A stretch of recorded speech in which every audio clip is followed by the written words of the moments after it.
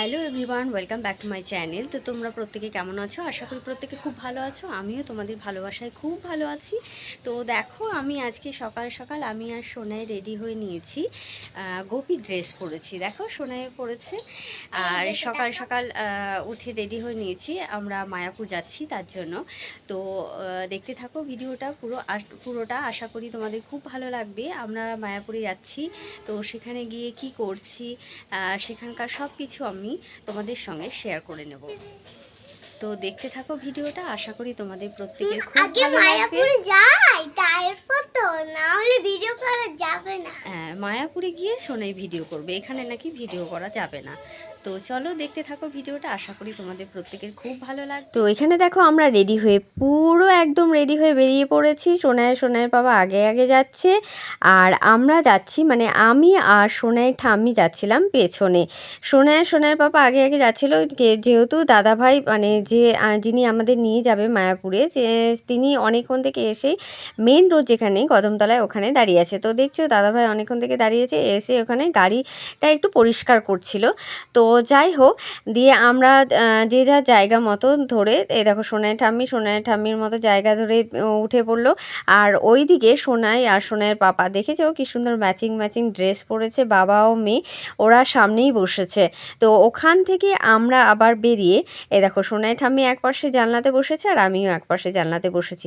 তো ওখান থেকে আমরা সোজা চলে গেছিলাম বিলধার পাকুড়িয়াতে, কারণ সোনাইয়ের পিসিরাও যে আমাদের সঙ্গে মায়াপুরে যাবে। তো ওখান থেকে ওদেরকে তোলার জন্য আমরা আবার বিলধার পাকুড়িয়াতে গিয়েছিলাম। আর এটা হচ্ছে বিলধার পাকুড়িয়াতে, তোমরা যে যে জানো তো দেখেছো, নতুন মন্দিরটা করেছে, খুব সুন্দর। আর এই দেখো, ওখান থেকে ওদেরকে আমরা তুলে নিলাম। পেছনে বসে আছে জাম্বু দিদির বড় মেয়ে, আর আমার পাশে আছে ছোট মেয়ে। তো ওখান থেকে আমরা সোজা বেরিয়ে গেলাম মায়াপুরের উদ্দেশ্যে। তো ওখানে কিছুক্ষণ যেতে না যেতেই যেটা হয়, বাঙালির সকালে তো চা খেতেই হয়। তো চা না খেলে হয় না, চা খোর বাঙালি যাকে বলে। তো আমরা ওখানে চা খাওয়ার জন্য সবাই নেমেছিলাম। আমি কিন্তু আবার দুধ চা একদম পছন্দ করি না, চা জিনিসটাই আমার একদম অপছন্দের, আমি পছন্দই করি না। মানে হয়তো বছরে একবার খেলাম, তাও আবার লিকার টি, আমার দুধ চা একদম ভালো লাগে না। তো এখানে এরা সবাই চা খাওয়ার চায়ের সঙ্গে কী খাবে সেটা দেখছিল। আর সোনাই হচ্ছে মানে বুঝতেই পারছিল না কি খাবে, তার জন্য ঘুরে ঘুরে বারবার আমার কাছে আসছিল মা করতে করতে। তো আমি জিজ্ঞেস করলাম কি খাবে দেখো। তো আমরা সবাই বিস্কুট নিয়ে বসে পড়েছি, চা মানে কখন আসবে সেটার জন্য। চাটা দিতে একটু কিন্তু দেরি করছিল আমাদের। তো ফাইনালি দেখো চা চলে এসছে, আমি কিন্তু খাইনি চা, আমাকে পরে অনেক পরে যখন বললো তখন লিকারটি দিলাম। তো আমার একদম পছন্দ হয়নি ওখানকার চাটা। শোনায় দেখো কি সুন্দর মানে চায়ের মধ্যে বিস্কুট ডুবিয়ে ডুবিয়ে খাচ্ছে। তো ওখানে চা খাওয়া হয়ে যাওয়ার পর আমরা যে যার জায়গা ধরে আবার বসে পড়লাম। তো এবার আমরা পুরো যাচ্ছি মায়াপুরের উদ্দেশ্যে, আমরা আর কোথাও দাঁড়াইনি। তো দেখো, আমরা অলরেডি মায়াপুরের মধ্যে ঢুকে গেছি। ছোটো ছোটো মন্দিরগুলো দেখেই বুঝতে পারছো নিশ্চয়ই, খুব সুন্দর লাগছিল মন্দিরগুলো দেখতে কিন্তু।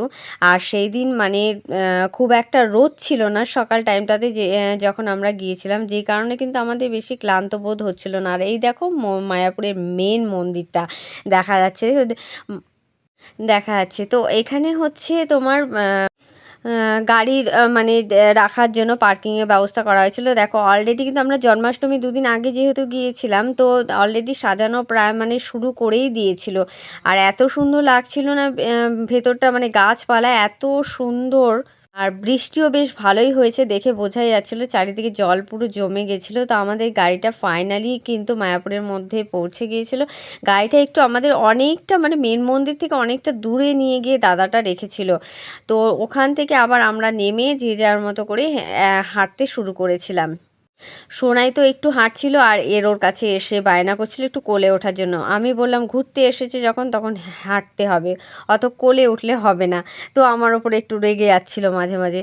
তো যাই হোক, এই দেখো এই জায়গাটা না এত সুন্দর লাগছে, দেখো গাছগুলো পুরো ঝুলে নামছে, বট গাছের যে ঝুড়িগুলো না ওই রকম টাইপের লাগছিল। তো দারুণ লাগছিল কিন্তু দেখতে। যেহেতু বেশি রোদ ছিল না, আমাদের কিন্তু খুব একটা কষ্ট হয়নি। ঢুকতে না ঢুকতে দেখছি মহাপ্রসাদ ওখানে বিতরণ হচ্ছিল। তো দেখো চারিদিকে মানে গাছের বেদির চারিদিকে সবাই বসে মহাপ্রসাদটা নিচ্ছিল। তো আর সোনাই ওর বাজারের সঙ্গে, বাজার বলতে ওর পিসেমশাইয়ের সঙ্গে এখানে ওখানে ঘোরাঘুরি করছিল, ওর পিসেমশাইকে বাজার বলে। তো এই প্রভুজি আবার চালাকি করছিল আর একটা প্রভুজির সঙ্গে, প্রসাদ নিতে এসছে বলে যে দাও জামাতেই ঢেলে দিই। আর এটা হচ্ছে মেন মন্দির, কিন্তু এখনও কমপ্লিট হয়নি পুরোটা। টিকিটের ব্যবস্থা আছে, যে যে দেখতে চাও দেখতে পারো, ভেতরে নিয়ে গিয়ে ওদের গাইড থাকে, ওরা নিয়ে গিয়ে দেখিয়ে দেবে। আর এটা হচ্ছে গদা ভবনের ভেতরটা। আমি মায়াপুরে আসলে এই গদা ভবনের এই ভেতরটা আসবই আসবো, আমার অসম্ভব সুন্দর লাগে, ভীষণ সুন্দর লাগে। তোমরা যারা গিয়েছো নিশ্চয়ই জানবে যে কেন বলছি, জায়গাটা সত্যি খুব সুন্দর। আর এখানটায় না, এখানেই আমাদের টিকিটের কুপনটা করা হয়েছিল। আর এই দেখো একটা কচ্ছপ, ছোট্ট কচ্ছপ, আমি না প্রথমে বুঝতে পারিনি, দিয়ে দিদি বলল যে দেখ ওখানটায় একটা কচ্ছপ আছে। আর এটা হচ্ছে গদা ভবনের ভেতরটা, ওখানে খাবারের কুপনটা নেওয়ার পর আমরা একটা রেস্ট রুমের জন্য ওপরে গিয়েছিলাম, তো আমরা না পাইনি, এত ভিড় ছিল, সব বুক হয়ে গেছিলো। আর এখানে দেখো একটা ছোট্ট জুয়েলারি স্টল, খুব সুন্দর লাগছিল। কিন্তু ওখানে গেলে আমার বেশি ভালো লাগে না এই গোপী ড্রেসগুলো দেখতে, রং বেরঙের যে গোপী ড্রেসগুলো না, আমার এত ভালো লাগে ড্রেসগুলো, মানে কিছু বলার নেই। দেখো কি সুন্দর করে সাজানো। আর ওর বাবা ছুটেছে আবার মিষ্টি দোকানে লাড্ডু খাওয়ার জন্য। তো ওখানে যাই হোক কুপন টুপন নেওয়ার পর আমরা আবার একটু চারিদিকটা ঘুরে দেখলাম। যেহেতু রোদটা বললাম যে হালকা মেঘলা ছিল, যে কারণে আমাদের ঘুরতে অসুবিধা হয়নি, আমরা পুরোটাই মানে ঘুরে ঘুরে দেখছিলাম। ওখানে ঘোরার পর কিছুক্ষণ পর আমরা চলে গিয়েছিলাম সোজা আখের রস খাওয়ার জন্য।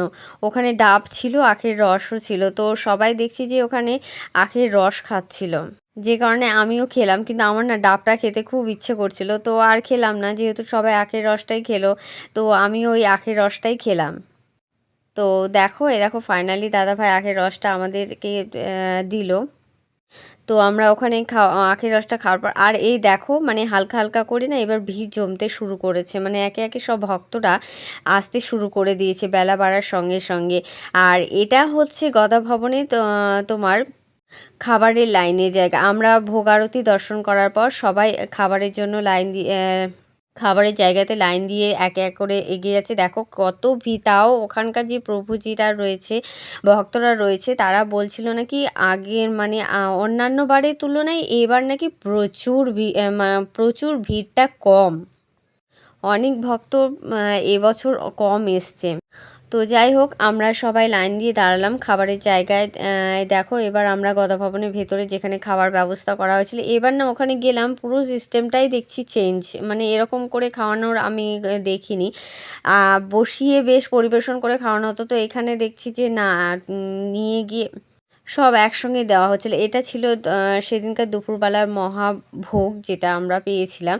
তো ওখানে খাওয়া দাওয়ার পর আমরা আবার যেখানে গাড়িটা রাখা ছিল সেখানে গিয়েছিলাম। খাওয়া দাওয়ার পর আমরা যখন বেরিয়ে আসছিলাম তখন প্রচণ্ড পরিমাণে রোদটা উঠেছিল, আমরা আর পাচ্ছিলাম না। দেখো সোনাই আমার ব্যাগ নিয়ে হাঁটছে, বলছে কি মা আমাকে দাও, দেখো পাচ্ছি না তাও কাউকে দিচ্ছে না। বললাম খাওয়া দাওয়ার পর প্রচণ্ড রোদে ক্লান্ত হয়ে গেছিলো বলে এই রেস্ট রুমটা আমরা কিছুক্ষণের জন্য ওই 2-3 ঘন্টার জন্য নিয়েছিলাম। পাচ্ছিলামই না, মানে মন্দিরের ভেতরে তো পাচ্ছিলামই না, বাইরে যাই হোক একটা পেলাম। এই দেখো আমরা আবার ফ্রেশ হয়ে এক এক করে বেরিয়ে আসছি মেন মন্দিরে যাওয়ার উদ্দেশ্যে, মানে সন্ধ্যা আরতিটা দেখার জন্য। কিন্তু আমাদের না কপালে সেদিন সন্ধ্যা আরতিটা দেখা হয়নি, কারণ আমরা ওখান থেকে বেরিয়েছিলাম, আমাদের যাওয়ার মেন উদ্দেশ্যটাই ছিল হচ্ছে আমাদের গোপাল সোনাদের জন্য কিছু কিনে নিয়ে আসা। তো ওখানে গোপাল সোনাদের জন্য মানে কিনতে গিয়ে ড্রেস, তারপরে জুয়েলারি, এগুলো কিনতে গিয়ে এগুলো আমাদের গোপু সোনার জন্য নিয়ে এসেছি। তো একটু দেরি হয়ে গেছিলো, যখন আমরা ওখানে মানে এখানে কেনাকাটি করার পর মেন মন্দিরের সামনে যাই তখনই কীর্তনটা শেষ হয়ে গেছিলো, যে কারণে আমাদের আর সন্ধ্যা আরতিটা দেখা হয়নি। আর এই প্রভুজিরা ওখানে কীর্তন করছিল, 20 টাকার বা তার বেশি যে যদি দান করে তার বদলে একটা করে বই দিচ্ছিল। তো ওখানে কিছু খাওয়া দাওয়া করার পর আমরা বেরিয়ে আসি বাড়ির উদ্দেশ্যে। তো বাই, টাটা। কেমন হলো ভিডিওটা অবশ্যই